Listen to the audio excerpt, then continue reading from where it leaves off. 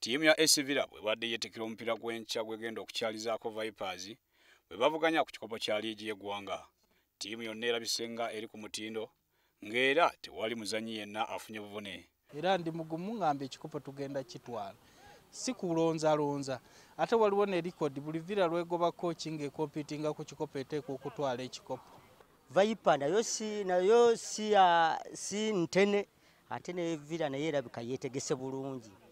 Okusinziira ku bawagizi WBS beesobodde okwogerako nabo, omupiira gwe gugenda okuba ogwa final kuba buli awangula ajja kuba n'ekikopo akirina mu 5.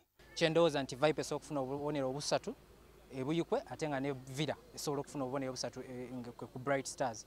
Kati ttiimu zombi zimanyi nti omupiira ogw'enkya gwe mupiira ogw'ensonga era nsuubira bajja kulwana nnyo anawangula ogw'enkya nsuubire gwe tujja okuwa ekikopo kya Azam Premier League. Omupiira gw'enkya tugwesunga n'amaanyi kubanga gwa kigendererwa kinene nnyo kuba tumaze ebbanga ddene lya myaka 10 nga tetuwala kikopo era tusuubira okugoba olunaku lw'enkya.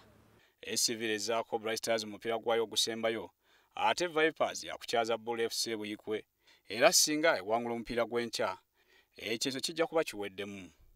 Frank Serugo, WSTV, Kampala.